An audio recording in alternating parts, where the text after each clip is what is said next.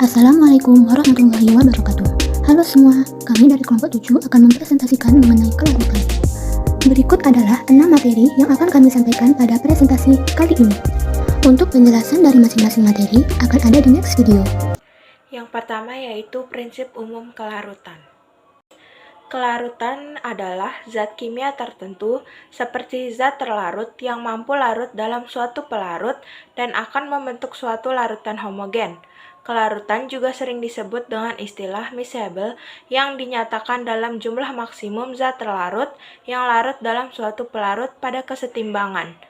Dalam istilah kuantitatif, kelarutan diartikan sebagai konsentrasi zat terlarut dalam larutan jenuh pada suhu tertentu. Kemudian ada larutan. Larutan adalah campuran homogen yang terbentuk dari satu atau lebih zat terlarut dalam pelarut yang sesuai sehingga mampu membentuk sistem termodinamika yang stabil secara fisik maupun kimia, di mana zat yang terlarut terdispersi dalam jumlah pelarut tertentu. Zat yang jumlahnya lebih sedikit di dalam larutan disebut zat terlarut atau solut, dan yang jumlahnya lebih banyak disebut pelarut atau solvent. Kelarutan di bidang farmasi. Contoh pengaplikasian di bidang farmasi, terdapat formulasi sediaan larutan obat seperti sirup obat, obat kumur, gargle, mouthwash, tetes telinga, tetes mata, tetes hidung, betadine, rivanol, dan lain sebagainya. Manfaat bentuk sediaan larutan di bidang farmasi yaitu pertama, membantu zat aktif pada suatu sediaan terdistribusi secara merata. Kedua, dosis larutan lebih mudah divariasikan karena mudah ditakar dengan sendok takar. Yang ketiga, mempercepat aksi obat. Yang keempat, mudah diberi pewarna, pemanis, dan pengaroma sehingga sediaan terlihat lebih menarik. Yang kelima, mudah diberikan kepada anak-anak dan pasien yang sukar menelan obat. Dan yang terakhir, mempermudah keseragaman dosis. Jenis larutan. Yang pertama, larutan tidak jenuh merupakan larutan yang mengandung zat terlarut pada konsentrasi di bawah konsentrasi yang dibutuhkan untuk penjenuhan sempurna pada temperatur tertentu dan masih dapat melarutkan zat terlarut. Yang kedua, larutan jenuh. Larutan di mana zat terlarutnya berada dalam kesetimbangan dengan fase pelarutnya. Dan yang ketiga, larutan lewat jenuh merupakan larutan yang mengandung zat terlarut dalam konsentrasi yang banyak pada suhu tertentu sehingga terdapat zat terlarut yang tidak dapat larut lagi serta menyebabkan terbentuknya endapan. Istilah kelarutan terbagi menjadi 7, yaitu sangat mudah larut, larut, agak sukar larut, sangat sukar larut, dan praktis tidak larut. Faktor yang mempengaruhi kelarutan. Yang pertama, sifat zat terlarut dan pelarut. Zat terlarut yang bersifat polar akan mudah larut dalam pelarut yang polar, begitupun sebaliknya. Yang kedua, zat penambah kelarutan. Kosolvensi merupakan peristiwa kenaikan kelarutan pada suatu zat yang disebabkan oleh adanya penambahan pelarut lain atau modifikasi pelarut. Yang ketiga, kelarutan. Zat yang mudah larut memerlukan sedikit pelarut, sedangkan zat yang sukar larut memerlukan banyak pelarut. Yang keempat, ada pembentuk kompleks.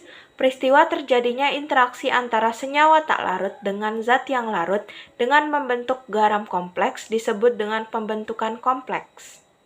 Yang kelima, temperatur.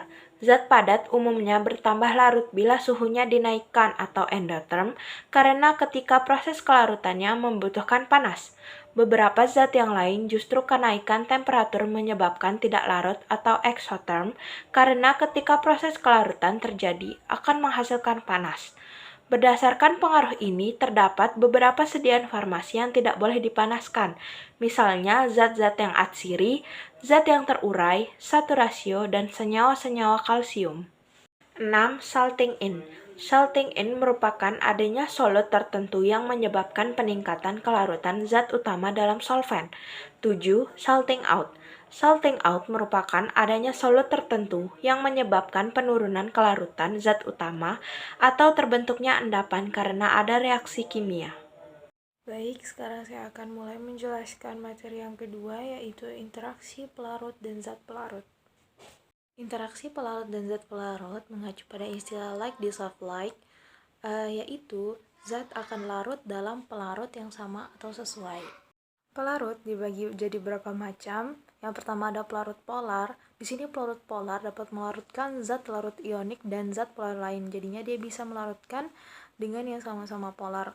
Kemudian zat larut polar memiliki kemampuan untuk membentuk ikatan hidrogen. Yang di sini disebutkan mekanisme pelarut polar. Pertama, pelarut polar memiliki ketetapan dielektrik yang tinggi. Oleh sebab itu, gaya tarik-menarik antara ion dalam kristal yang bermuatan berlawanan dikurangi olehnya.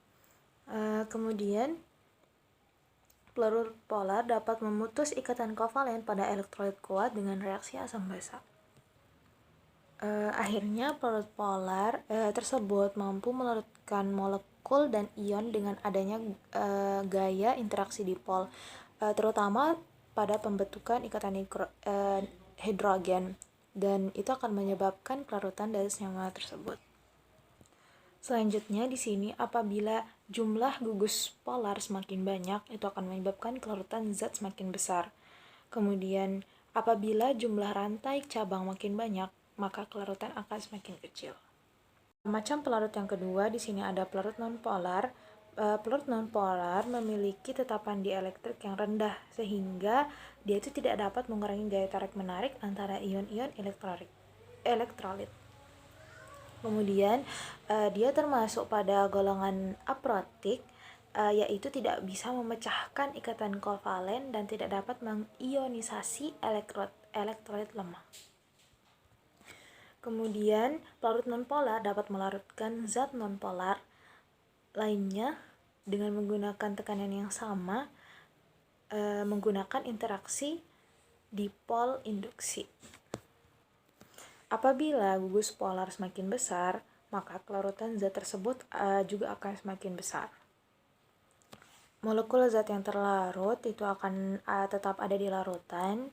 Why? Karena ada gaya van der Waals, London yang lemah. Kemudian di sini macam pelarut yang ketiga ada pelarut semipolar, contohnya keton dan alkohol. Mereka itu dapat menginduksi suatu derajat polaritas dalam molekul pelarut nonpolar. Contohnya itu benzena yang mudah terpolarisasikan sehingga menjadi larut pada pelarut alkohol. Yang kedua, pelarut semipolar ini dapat bertindak sebagai pelarut perantara yang dapat menyebabkan bercampurnya cairan polar dan nonpolar. Kemudian di sini bisa kita lihat ada macam-macam pelarut menurut asam basa Lewis. Yang pertama, pelarut amfiprotik. Di sini pelarut amfiprotik adalah pelarut yang memiliki sifat asam basa atau pelarut yang dapat memberi dan menerima proton. Misalnya metanol, etanol. Kemudian pelarut yang kedua ada pelarut aprotik. Pelarut aprotik ini adalah pelarut yang tidak memiliki sifat asam basa atau pelarut yang tidak dapat memberi atau menerima proton. Contohnya adalah benzena. Kemudian pelarut yang ketiga ada pelarut protofilik. Pelarut protofilik di sini pelarut yang mempunyai afinitas yang tinggi terhadap proton, yang artinya pelarut yang dapat menerima proton dari solut. Contohnya yaitu pridin. Kemudian pelarut yang keempat di sini ada pelarut protogenik, yaitu pelarut yang dapat menyumbangkan proton atau pelarut yang dapat memberi proton. Misalnya ada HCl dan HNO3 dan seterusnya. Dan di sini terdapat tabel tetapan dielektrik pelarut. Di sini bisa kita lihat tetapan dielektrik pelarut yang paling besar yaitu dimiliki oleh air. Oleh karena itu, air merupakan pelarut polar karena dia memiliki tetapan dielektrik yang paling tinggi. Kemudian di sini bisa kita lihat yang paling bawah tetapan dielektriknya ada yang 0 sama 5. Di sini ada heksana, benzena, minyak mineral. Mereka itu adalah pelarut nonpolar karena tetapan dielektriknya sangat-sangat rendah. Kemudian bisa lihat di sini tetapan dielektriknya ada yang 30 dan 20. Di sini dimiliki oleh metil, etil alkohol, keton, kemudian ada ether. Mereka itu termasuk pada pelarut semipolar. Kelarutan gas di dalam cairan merupakan konsentrasi gas terlarut ketika berada dalam kesetimbangan dengan gas murni di atas larutan. Kelarutan gas dalam cairan bergantung kepada tekanan. Ketika tekanan gas di atas cairan naik, maka kelarutannya bertambah. Kedua, suhu. Antara suhu dan kelarutan berbanding terbalik. Ketiga, penambahan garam. Penambahan garam dapat membebaskan gas. Keempat, reaksi kimia. Gas tertentu karena memberikan reaksi kimia, kelarutannya menjadi bertambah. Tekanan terhadap kelarutan gas dinyatakan oleh hukum Henry yang menyatakan dalam larutan yang sangat encer pada suhu konstan, maka konsentrasi gas terlarut berbanding lurus dengan tekanan parsial gas di atas larutan pada keadaan setimbang. Selanjutnya yang keempat adalah kelarutan cairan dalam cairan. Kelarutan cairan dalam cairan merupakan kemampuan dari zat terlarut atau solut untuk larut dalam suatu pelarut atau solvent. Dalam sediaan farmasi, seringkali satu atau lebih cairan dicampurkan dalam pembuatan larutan farmasetik. Misalnya saja, alkohol ditambahkan dalam air akan membentuk larutan hidroalkohol. Minyak menguap dengan alkohol akan membentuk spirit. Contoh sediaan dalam bidang farmasi yaitu seperti sirup eliksir, parfum, dan spirit. Adapun faktor-faktor yang memengaruhi kelarutan cairan dalam cairan antara lain sebagai berikut. Yang pertama adalah suhu, yang kedua adalah jenis pelarut, ketiga adalah pH, keempat adanya ion senama atau sejenis, dan yang terakhir adalah polaritas. Ketika suatu cairan dicampur dengan cairan lain, maka dapat terjadi dua kondisi. Yang pertama adalah tercampur sempurna, dan yang kedua adalah tercampur sebagian. Di mana tercampur sempurna dalam kelarutan cairan dalam cairan merujuk pada kondisi di mana dua cairan dapat bercampur secara homogen dan akan membentuk larutan yang stabil. Dalam kondisi ini, partikel-partikel dari kedua cairan tersebar secara merata di seluruh volume larutan, sehingga tidak terlihat perbedaan antara kedua cairan. Contoh dari tercampur sempurna dalam kelarutan cairan dalam cairan adalah etanol dalam air. Kemudian yang kedua adalah tercampur sebagian. Tercampur sebagian merupakan kondisi di mana kedua cairan hanya bercampur sebagian dan membentuk dua lapisan yang terpisah. Dalam kondisi ini, partikel-partikel dari kedua cairan tidak tersebar secara merata di seluruh volume larutan, sehingga terdapat perbedaan antara kedua cairan. Kelarutan cairan dalam cairan dapat dibedakan menjadi dua tipe larutan, yaitu larutan ideal dan larutan non-ideal. Larutan ideal terbentuk ketika suatu cairan dilarutkan dalam cairan yang lain dan tidak ada panas yang dilepaskan atau diabsorpsi selama proses pencampuran. Larutan ideal memperlihatkan penjumlahan sifat dari masing-masing cairan. Sedangkan larutan non-ideal terbentuk ketika terjadi interaksi antara molekul-molekul cairan yang berbeda. Larutan non-ideal tidak memperlihatkan penjumlahan sifat dari masing-masing cairan. Kelarutan cairan dalam cairan berdasarkan hukum Raoult maka disebut sebagai larutan ideal. Apabila larutan dianggap mendekati ideal, tekanan dalam diperoleh dengan menggunakan persamaan Pi sama dengan delta HV min RT per V, di mana Pi sama dengan tekanan dalam, delta HV merupakan panas penguapan, dan V merupakan volume molar cairan pada temperatur T. Yang kelima adalah kelarutan zat padat dalam cairan. Kelarutan padatan dapat juga disebut kelarutan endapan yang merupakan suatu kondisi kimia dalam cairan di mana suatu zat padat terdispersi seluruhnya dalam cairan dan pada titik di mana penambahan zat padat akan menyebabkan terjadinya endapan. Adapun faktor-faktor yang memengaruhinya. Yang pertama, polaritas pelarut dan konstanta dielektrik. Polaritas molekul pelarut dan zat terlarut dapat mempengaruhi kelarutan.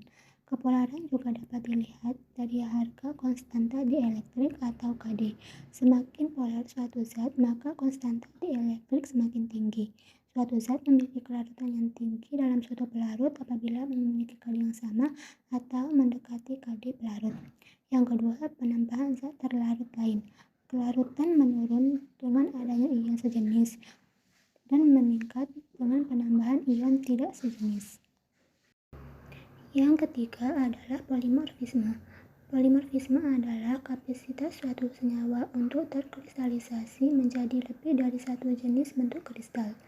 Bentuk polimorf dapat mempengaruhi warna, kekerasan, kelarutan, titik leleh, dan sifat-sifat lain dari senyawa. Karena titik leleh merupakan salah satu faktor yang mempengaruhi kelarutan, maka polimorf akan memiliki kelarutan yang berbeda. Yang keempat adalah temperatur. Yang kelima adalah pH larutan. Kelarutan senyawa yang terionisasi dalam air sangat dipengaruhi oleh pH, sedangkan kelarutan senyawa non-elektrolit yang tidak terionisasi dalam air hanya sedikit dipengaruhi oleh pH. Peningkatan pH dapat meningkatkan kelarutan senyawa asam lemah karena berada dalam bentuk garam yang larut. Penurunan pH dapat meningkatkan kelarutan senyawa basa lemah karena berada dalam bentuk garam yang larut. Yang keenam, bentuk dan ukuran partikel. Ukuran partikel dapat mempengaruhi kelarutan. Semakin kecil ukuran partikel, maka luas permukaan semakin besar, sehingga interaksi antara solut dan solvent lebih besar. Pada kelarutan zat padat dalam cairan, yang pertama itu terdapat larutan ideal. Larutan ideal adalah larutan zat padat dalam larutan ideal bergantung pada temperatur, titik leleh zat padat, dan panas peleburan molar delta Hf. Yang kedua adalah larutan non-ideal. Kelarutan zat padat dalam larutan non-ideal dinyatakan dalam persamaan berikut, di mana Y2 adalah koefisien keaktifan. Dan yang ketiga adalah kelarutan elektrolit lemah yang dipengaruhi pH. Sebuah larutan yang homogen yang jernih, untuk mencapai keefektifan yang maksimum, pembuatannya harus disesuaikan dengan pH maksimum. pH maksimum dari larutan ini bergantung dari sifat keelektrolitan dari zat terlarut. Pada kelarutan zat padat dalam cairan ini, terdapat asam tidak terdisosiasi dan basa lemah. Asam tidak terdisosiasi yang digunakan untuk mencari pH maksimum sebuah larutan jika zat terlarutnya adalah elektrolit lemah dan tidak terdisosiasi jelas. Sedangkan basa lemah untuk menentukan pH maksimum pada kelarutan basa lemah. 6. Distribusi zat terlarut di antara pelarut-pelarut tidak campur.